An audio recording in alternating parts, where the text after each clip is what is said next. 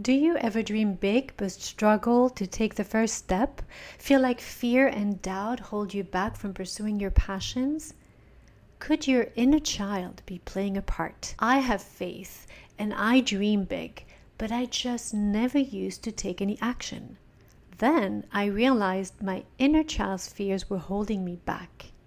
In this episode, I share my journey and how you can overcome similar struggles. I hope you like it. Hi, my friend. Welcome to the 1 Minute to Glory podcast. I'm your host, Alexandra Alvarez. I love to tune in with you every week. This episode, I hope that you feel refreshed, or that it sparks curiosity, or perhaps even gives you a different outlook on life. But at least, I hope that you get something out of it. So have a listen. It seems that one of the most listened episodes in my podcast is actually one of the first one, called Caring for Your Inner Child. It was an interview with Olivia, who is a coach. So feel free to listen to it and go back to all the previous episodes that have been aired so far. And I'd love to hear what you think also. I'm always curious for feedback, so don't hesitate to leave a message, subscribe, follow me, and send me even a DM on social media. I'll be just thrilled to hear from you. But it's been a couple months since the episode aired, and I have personally wrestled with the notion of the inner child. Who is this inner child? What do I do with it? What kind of space it has? And what kind of relationship do I have with my inner child? I definitely see the importance of caring for my inner child in my walk of life. Also because this inner child often embodies fear, all kinds of fears. And through studying about it a bit, I believe that it may be linked to my nervous system or my subconscious, especially if some events in my childhood happened at a very early age. And so it embodies fears and struggles, especially with trying new things. And I also came to the realization that it isn't my true self, but a protective aspect. And that understanding has been quite pivotal.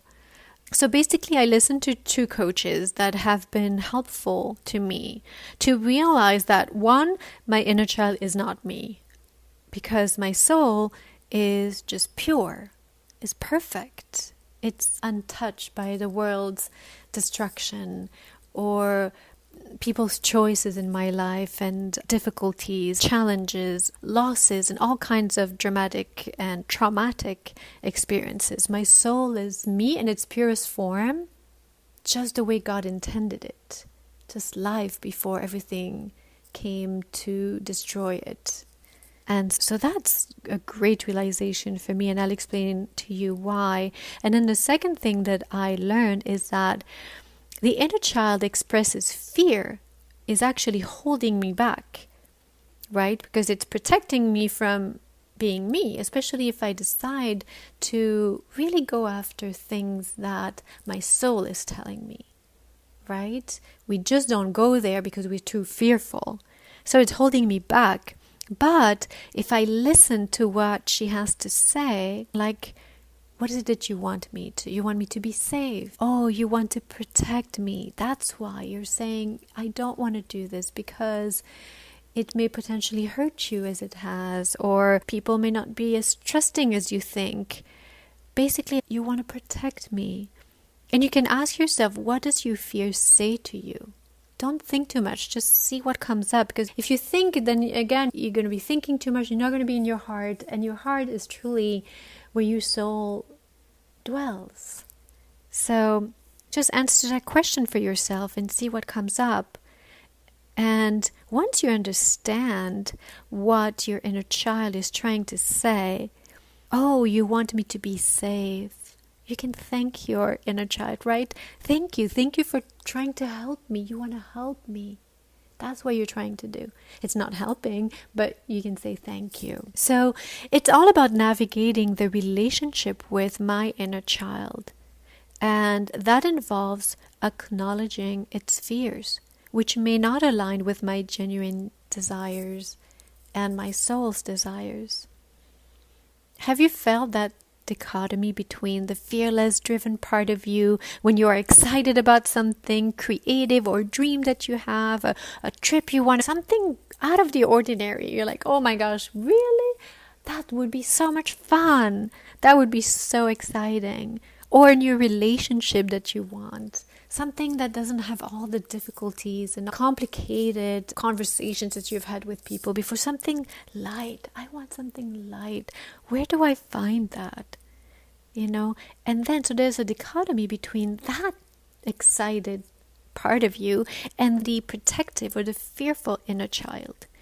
The one that says, be careful, you cannot trust anyone, it's unknown, and therefore you may lose yourself, you've never done it before, you may hurt yourself, who knows what will happen. So when faced with changes, especially in pursuits like art or work or going in nature, deciding to just stop a little bit the daily routines that we have and interrupt that flow, the inner child can disrupt the right flow of what we want, a desire for security. So the challenge lies in deciding really whether to listen to this inner child or to not let a child decide for you, the adult. Instead, with love and compassion for the inner child, you align with the soul's genuine aspirations. So establishing a relationship of love and compassion with the inner child seems crucial to me, as denial only would intensify its influence, right? If you're not listening to the fear of your inner child, you try to ignore it, it's not going to go away, and it may potentially intensify. So there is a relationship that needs to take place. Let me listen, let me find this place where, okay, what is it that you're telling me? What do you want? What do you want? And it's a genuine concern, but it's just not helpful, and you can decide that for yourself. I have so many thoughts, and I could talk about it a lot more, but my question to you is, have you ever encountered a similar struggle between your inner child's fears and your deeper desires, perhaps in moments of change or insecurity, like when you're having a new baby, or you're about to get married, or you're falling in love? It's the early stages of a relationship. You're moving to a different city. You're changing school. Whatever it is, a loss, all kinds of losses of a loved one. And now how to love again. Life will never be the same. So how to go back to yourself and find peace again, and not let this inner child take over, right? Jesus said, and there were these two greatest commandments: love God, and then love others as you love yourself. So I believe that this is part of loving ourselves and living with integrity when we do that, when we learn to lean into our inner child and to bring that inner child to align to our soul's purpose. That is a greater purpose for you. You're not born to just struggle. Right? Struggles are there already. We don't need to add to them or participate in them. We have to choose love. Also, the Bible says that fear has nothing to do with love. Actually, if we choose to fear, because it's a choice, we do not choose love. And there's no peace then, and no contentment to be found in fear. It's just paralyzing. And then you have tension in your body, and you're doing things you don't want to do, and you're going against yourself, and then you're resentful, and then it just gets passed on.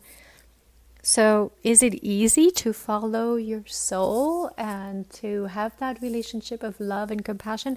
It isn't, but it is the best way to live, I believe. To choose love and compassion, to take yourself along, your inner child, and to go do something great. Let's create something amazing in this life. Let's choose love and love other people, because if I'm going through this, chances are everyone else is going through this, and I have no idea, and I feel disconnected, and I feel lonely. So let's disrupt that. Let's have a relationship of love and compassion toward our inner child. And once we have that, I believe that we have so much more energy, so much more love, and more understanding. We can extend that compassion to other people when they hurt us. There's more patience in the process because of that love and compassion. So love covers over a multitude of trouble and aches and pain. I believe that. So let's choose love and compassion with our inner self today. Tell me if this resonates with you. Tell me your thoughts. What are you going through? Where is it the hardest for you to accept yourself or love yourself? What is the challenge? What are your fears? And share that with me. I'd love to hear that because you're not alone. I'm going through it.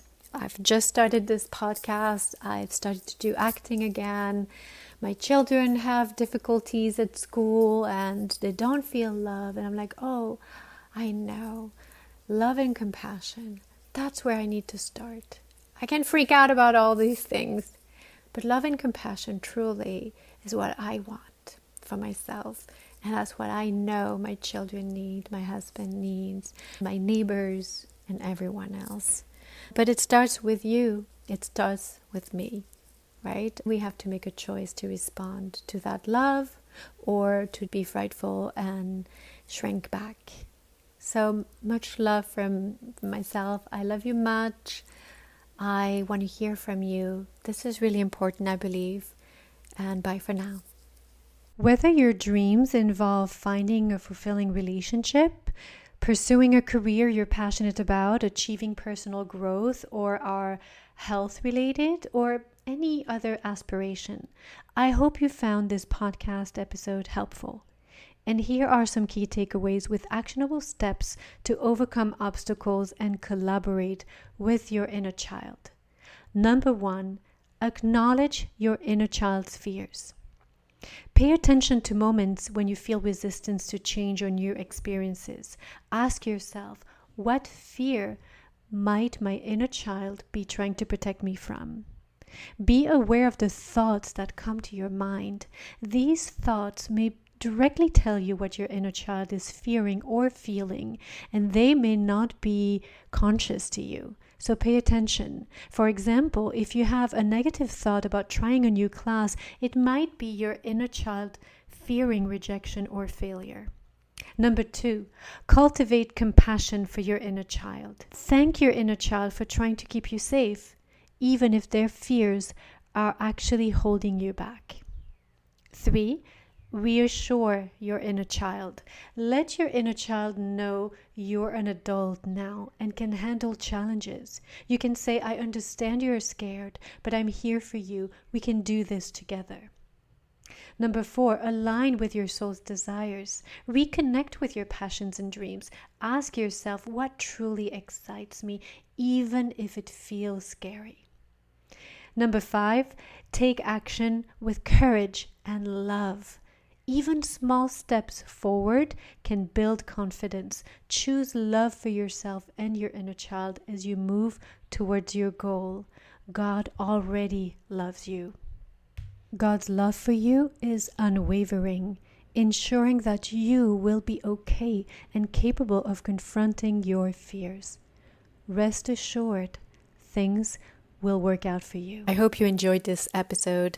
I'd love to hear from you, so please leave a review below or on Apple Podcast.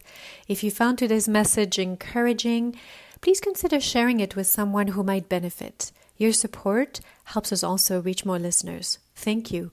Bye for now.